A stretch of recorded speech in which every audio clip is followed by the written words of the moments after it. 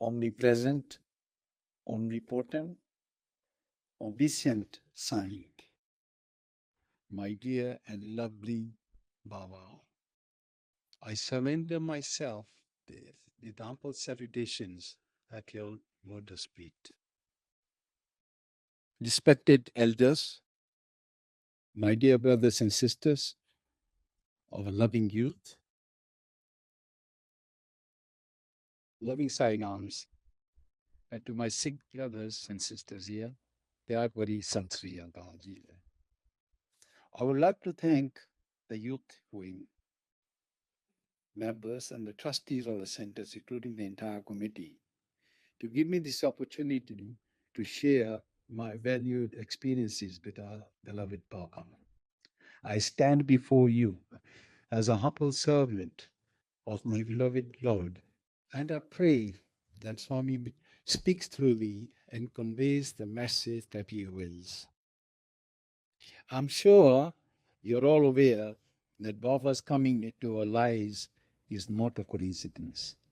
And I'm a strong believer that Baba has been preparing all of us from many previous lifetimes to recognize this divine avatar who walks amongst us, talked to us, and touched our lives.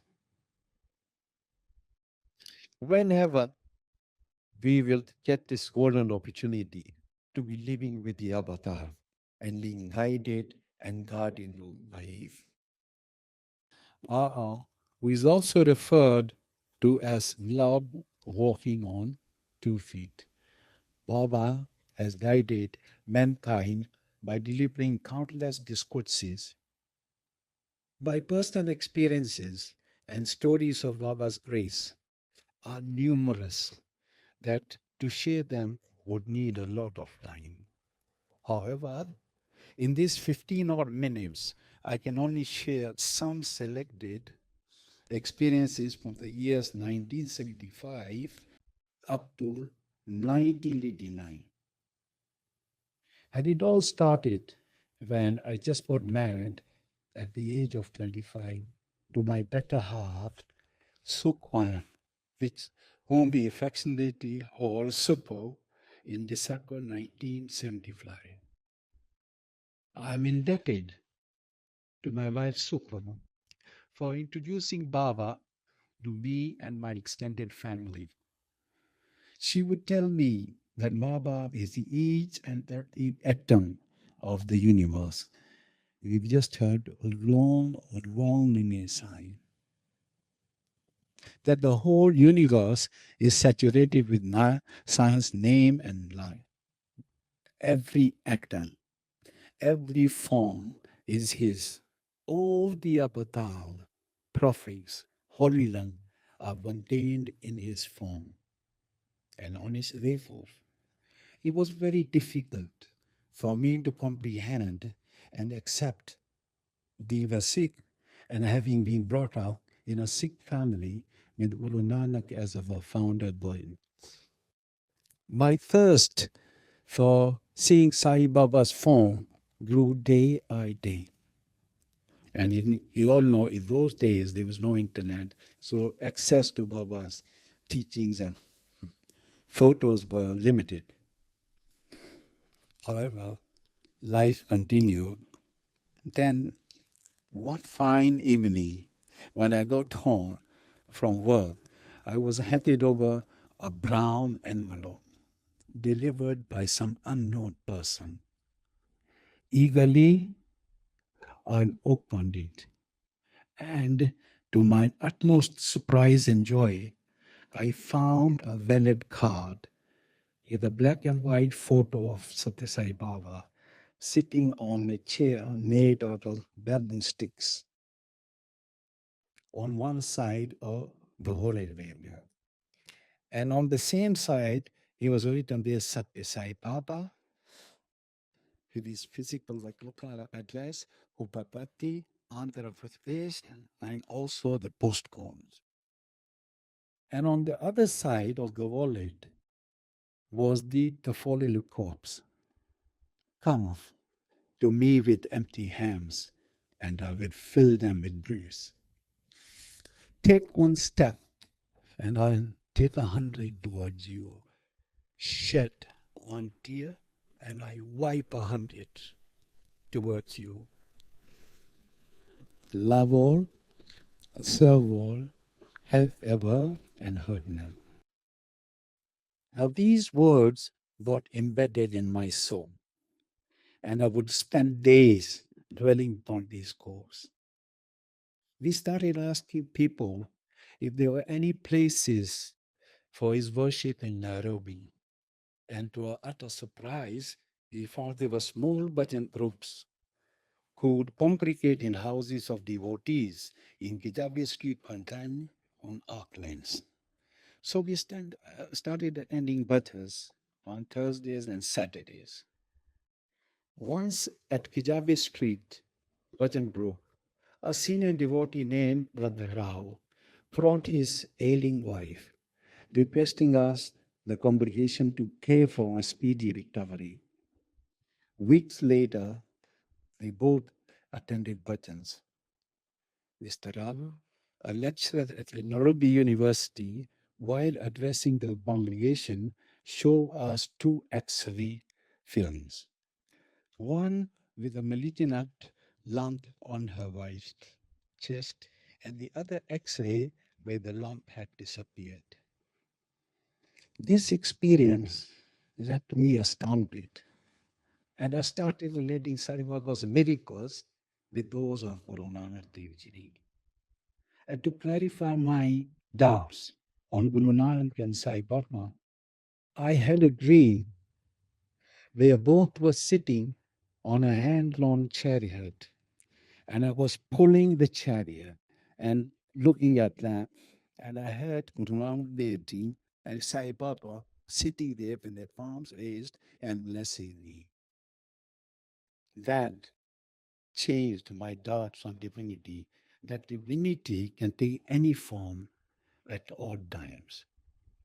Now, fast forward, our daughter Preeti was born with a thin membrane which connects the tongue and the mouth floors. Biologically, it's called lingual frenulum. It's a tongue tie. And we were always worried that she will have poopy and speech. And then one night, Baba appears in Sukho's dream. And in the dream, he lifts up Preeti's tongue, and with the finger, he breaks the tongue tie. And there is a sound. And Sukho wakes up. And immediately she opens Preeti's mouth, and lifts her tongue, and notices that the tongue tie has disappeared. It's not there. These are overjoyed and thank Baba continuously in our prayers and spoke. These were clear signs of Baba's omnipresence, omnipotence, and omniscience. Agree? Fast forward. We got a contract when the new Jomo Plata International Airport was being constructed. And at that time, we were building cafeterias in the arrivals and the departure lounges. One day, I want to tell you about this story before also. While working at the airport, my younger brother Charan, sitting here, had just arrived from India. And he was passing through the arrivals lounge. And he affectionately met me. Just coincidence, I was working on the cafeteria, then turned around and saw the Charan Mati. So hugged me, and immediately he opened his hand out and handed over to me a vibhuti packet and said, Baba said, Kuldip loves me a lot. Him and this vibhuti prasad. That I was astounded. How does Baba know my name? My joy was beyond measure. And I realized again Baba's omnipresence and his omnipotence and his omniscience. The urge to meet Baba physically arose day by day. I could not wait to meet him. One night, my wife had a dream. In the dream, Baba raised nine fingers and then drew a sign in the air. And the dream ended. Time flew by. And finally, in October 1979, we took a flight to India and reached Puttaparthi on the afternoon of the 10th. Immediately, we reached to Bhagwan, we were told that the first thing you go to the accommodation now and get a room for the overnight stay. So we rushed. We brought the handbag, luggage with us, and we rushed to the room, accommodation office. Fortunately, we met Kusturichi. He was only your condition and giving you the rooms out. He said, no, wait, it's darshan time. We'll sort out your room later. Let's rush. He closed the door, helped us, and he took us to the mandir. Reaching the mandir, we saw you know, crowds of devotees waiting for darshan line. It's our first experience. We've never been to Puttaparthi and we didn't know. So I even had my shoes on and I was carrying Preeti, my little daughter, and Sukho was holding the baby boy Amajo in there. And when we reached there was the old uh, avatar, the Dasavatara gate here, right? So inside there, all that was filled with the devotees waiting for darshan line. So we managed to get a space, sit there right side of the corner. I had Preeti in my lap, and she went to the lady's side, and obviously she must have whatever is there. Whilst we were sitting here, this is the door where Baba opens up and comes out. So while we were sitting, soft music started playing. Baba came, that majestic form, the aura of divinity. First, I could not, I mean, it's an experience on its own. Baba looked straight into my eyes. I looked eye to eye contact. And Swami Tasavadara, the date, it's quite something like about 60 odd meters, I think, 60, 70 odd meters. And I heard clearly Baba says, Beta, aare ho, bahut acha, bahut acha. In English, child, my child, you've come. Very nice, very nice. So that was the first darshan.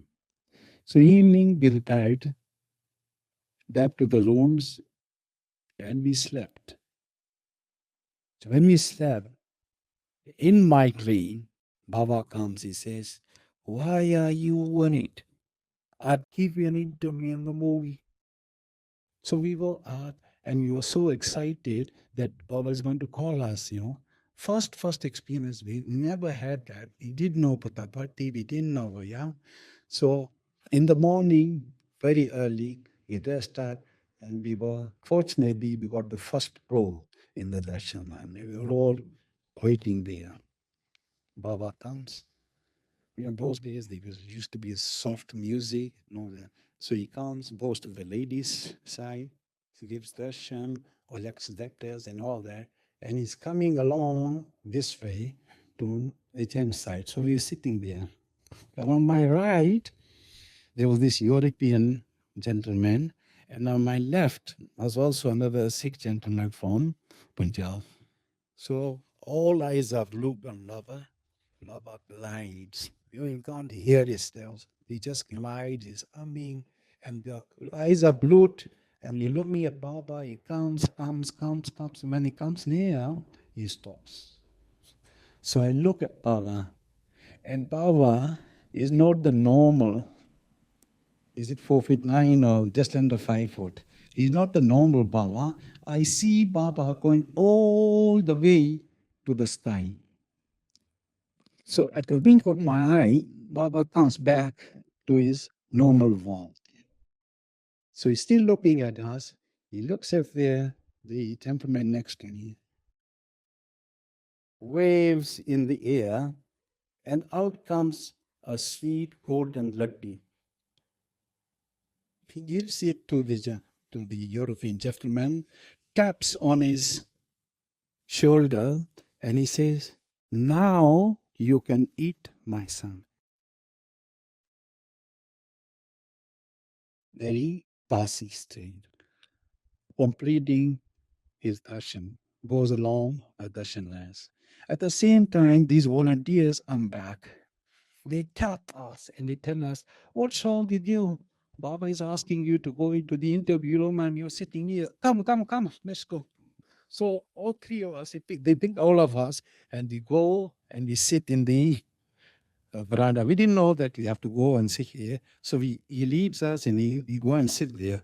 And I'm really startled. How did Sukho, she was at the lady's side, how did she understand? And she's carrying the baby Amadok with him, and she also joins us in the same veranda. Uh, you know, I really didn't know how to. And I'm just dazed with the all happenings. Baba completes the darshan, arms along to the veranda, looks at us, smiles, opens the door to the interview room. Come. So we all go there, including the other gentlemen. Some of it, other devotees, he must have gone around picking from the darshan area and all that. So we go in, we sit there, Baba comes, switches on the light, switches a fan, comes, sits on the chair, and there was this gentleman next to Baba. So Baba, on his head, he did some circular movements. And I could understand Baba must be curing him or something. After doing that, again, he waves his hand and a stainless steel tumbler, the small one, just like this Buddhi one, right? And then he taps on the lid and he opens a lid. Normally, you would see the lid up to the bottom front, but this time the whole container, including a lift, the lid was filled up with vibhuti. That was just to show us. And then we closed the lid. You see, it's vibhuti, which is up to there. When you close it, it will fall down. That nothing, not even a speck from vibhuti fell down. He closed, gave it to the gentleman, and blessed him also. Next, the European gentleman. Again, materialization, big gold ring on his finger, and he's got the Siddhi Sai Baba picture on Iramalam top. The gentleman next to us, Vibhuti, gives him, and he's sort of crying, and he's asking, "Baba, yes, you've given us Vibhuti here." But before he could say, Baba said, "Don't worry, you'll get it." In English, "Don't worry, you'll get it." So now he started looking at us. We were both together sitting, Sukho on my side. We brought Preeti with me, and she's carrying our job. Our looks comes, takes some of your up, creates vibhuti, fills his head with vibhuti, and starts playing with his hair. At the same time, he's looking at life. He's doing that, he's looking at us. And while he's looking, he's smiling, I go into a trance. Or rather, he takes me into a trance. And he transports me to the day where the tree, the Nai, that tree. And I could clearly put one, two, and two together that today, Amajok was 9 days and 9 months when he did the heat. So that nine, figure nine, and saying that, ultimately it came to manifestation where Amadjot was 9 days. So he clarified that. After the interview, when we came out, I asked Sukho also, did you experience anything? She says, yes. I too went into a trance, and Baba took me into that dream mode, and I could clearly understand what he was trying to say. He didn't speak, but he said, look, I told you 9, and today is 9, so you are today with us. So after that experience, it was very, very difficult. You know, when you walk out of the interview room, you're into another world altogether. So it came out. Retired for that, trying to digest the darshan is meeting us, touching us, you know, including Spanish, right? So when we came at night, we were all dazzled into the whole experience. Next morning, early darshan, sorry, in the afternoon, we go back again. We were given the same spot. I don't know, somehow. Same spot, same gentleman on the right and the left. And I happened to ask him, why are you here? What happening? So this fellow says, I'm an Austrian. I was in Europe and my digestion power is receding. I went to the top consultants in Europe. They could not treat me. Ultimately, someone recommended, and I'm here. And today, Baba gives me of love to you and says, now you can eat mercy. The next gentleman on my left, the Punjab, he says, after the interview, I rang home of an STD call. I rang and they confirmed that the Vibhuti has started to materialize in the Guru Nanak's photo at our house.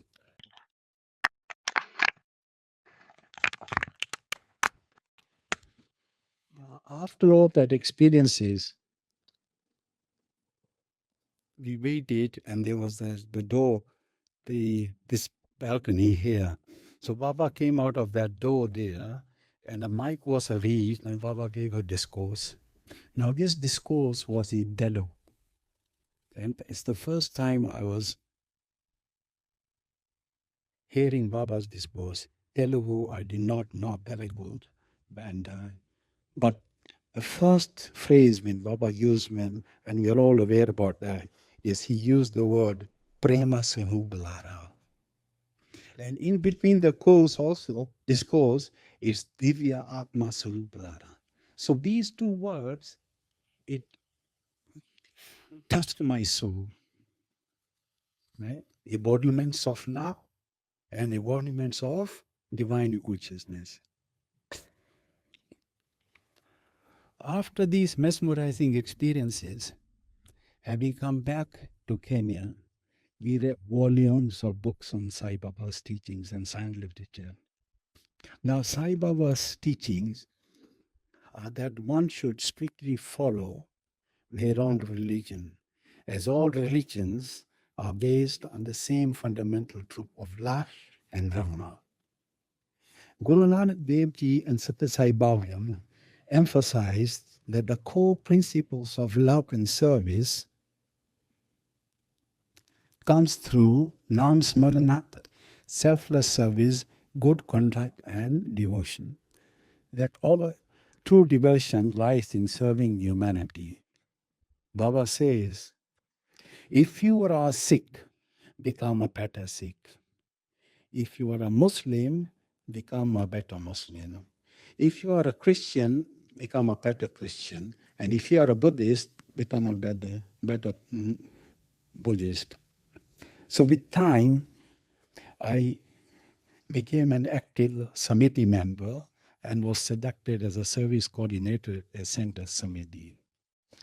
We used to meet at I don't have the photos there, at the Patel Pratna Mandir in Takoji. where regular bhajans on Saturdays would take place, and on Thursdays, bhajans would be held in devotees' houses. Despite the number of devotees at that time, the Samiti managed to conduct method Mammoth sevas like relief food distribution, medical camps. Doctors would be flown in from India. Camps were held in various cities and towns in Kenya, Nairobi, Mombasa, and Narod, Kisumu. We would make regular hospital visits. We would adapt children's homes like Gong Children's Home, Mama Fatima Children's Home, delivering the deliberating on the quantum of the sevas done during the period would actually need a whole session to explain. Anyway, I will go fast forward to 13th July 1989. The center's committee members, along with their family members, visited Prashanti Nilayan. They met with an invitation to Baba to inaugurate a Sathya Sai Education in Myanmar Values Conference, which was scheduled to be held in August 1989. You can see in the photo here, this is Brother Kurcharan here, this is our past chairman, late Magan Bhai. We got Brother Mohammed Bhai there, that's myself. So this was the Samiti at that time. We went for inviting Baba. So Baba came out of the darshan lines and he, normally Baba, when he gives you an interview, he will ask you how many. So this time he asked how many, and Baba Gurcharan told him, Baba, 12, Bara. Baba said, no, Tera, 13. So we counted ourselves again, and we found we were all 12, and Baba said, you are 13. Anyway, the next, so after that, the Gogden Baba says, then he asks you to now go in for the interview. So next, okay, yeah. So here we are, Baba is standing there, and we are all walking into the interview room, right? So when we walk, all of us, all 12, including the families, we walk into the veranda. There comes Brother Bandari, who was not with us group there, and he comes and joins us in the veranda. And we were 13. So now back 13 there, also I keep on relating with Guru Nanak's Dera. We all know what Guru Nanak's Dera, right? Now, in the interview, Swami was overjoyed. As I said earlier, there's a lot of things. There's invitation letters which we have. I can prepare those and all that, but it's very, very long, right? So in the interview, that invitation was given to Baba to come to inaugurate the conference. And Baba was very, very overjoyed, And he, first of all, he materialized rings and he distributed to some committee members, Nepoti, right? And then he gave us a bone. When we asked Baba, please come inaugurate that conference, he says, I am always in your heart. I'm always with you. And then he gave us a bone. Kenya में बहुत सुंदर center बनेगा. In Kenya, a beautiful center will be built. And then he added, make the center big and I will come. Make the center big and I will come. And we were all overjoyed. Now, Brother Muhammad Bhai has requested me to share a miracle which happened during that interview. Swami materialized a pendant and passed it to Brother Muhammad Bhai's daughter. Her name is Nidhi, and while they were materialized the pendant, and it landed on Nidhi's lap. Mohammed Bai asked Baba, Baba, I want to ask you about Nidhi. Nidhi was suffering. And Baba said, I've already cured her. Before Muhammad Bai could even ask, Baba said, I've already cured her. Now, I want to tell you a bit more about Nidhi and her sister Zoya. Nidhi was 12 years old and she had a 2-inch spleen which disappeared in a London hospital where the surgeons too were very shocked. Nidhi later underwent a bone marrow transplant donated by her younger sister Zoya, who just joined us here now, who was only 3 years old with 100% match despite a 9-year difference. That locket, I'm told, disappeared after the purpose was fulfilled. What occurred her. We are so happy to see Zoya, and I hope Lady will also join us soon. Yeah. After witnessing all the glory and majesty of Baba's ashram at Puttaparthi, when we came back, the Park Road Katna Hall still had a makeshift altar which would be folded and stored at the end of the bhajans. The entire committee were very uncomfortable that this makeshift altar being pushed into a store after the bhajans. The guilt was there. It's not right, an altar being pushed in there. So let me not dwell too much on this because we leave it for another day about of the center and all that. But anyway, we started looking for plots of land where you could be able to build a center. Now, coming back to the SSEHB conference, the entire committee came back from Puttaparthi, fully charged, and to prepare for that momentous education conference, the second of its kind on the African continent. The first one was attended by the entire committee also, and some devotees who are still with us here. This was held previously in Accra in Ghana in 1986. The Nairobi SSEHB conference was held in Kenyatta International Conference Center in the amphitheater. Delegates from Africa attended the plenary sessions. 150 teachers were pre-selected from schools all over Kenya, and they were boarded and lodged at the Kenya Science Teachers College.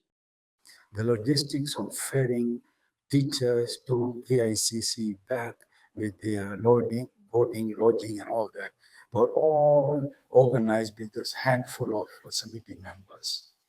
SSEHV books were held, we were printed, distributed in the conference, syllabuses for indirect and direct methods of integration of human values were printed, classroom lessons were taught, entertainment was prepared, dances, drama, you name it, It was a very big conference, right? The mentors and certificates of participants were distributed. Now, these two conferences were a significant step in the spread of SSCHB across the African continent.